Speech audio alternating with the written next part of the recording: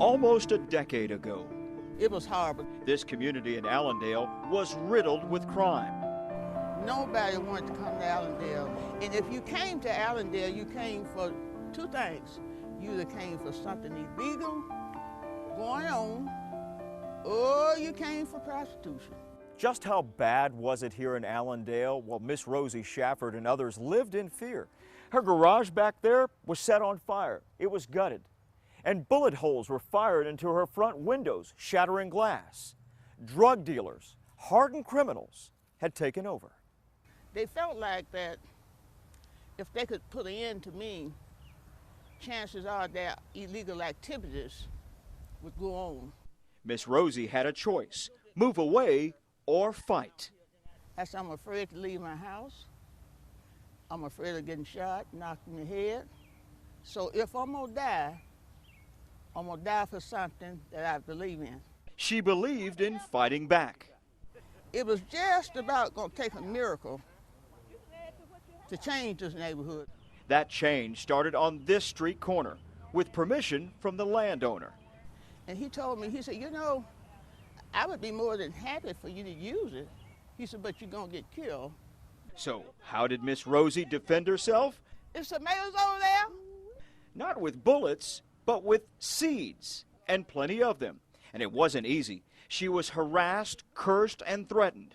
But her little garden of hope and love soon became so infectiously positive for this beleaguered neighborhood, even the unimaginable happened. Wait a minute.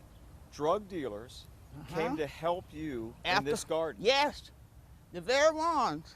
In fact, many of these statues were delivered by drug dealers. Miss Rosie's garden worked. This part of her neighborhood improved. But more needed to be done to save a community. And the friendship houses was the answer to a prayer. Miss Rosie's positive vision sparked a major change, which included the building of 2 new friendship houses to provide safe havens and give Allendale a chance to survive.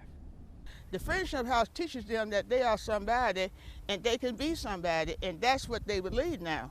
And when you have a lot of hope in yourself, that makes you a stronger person. And by the looks of it, Miss Rosie's inspiration spread out a few blocks down to new fertile ground just outside the Friendship House, where children are now involved. When we talked to them at first, several months ago, what did they want to do? They all said they wanted to make a difference, but they didn't know how. A new garden. They have named themselves the Allendale Kids of Hope. To grow produce and then sell it, and then they plan to raise some money for a new fitness center, teaching children to think of others before themselves. Be thankful for what you have and help out with everything in the world. Don't just let everything just blow past you. And it all started with one green thumb of one heck of a determined woman with courage, hope, and love.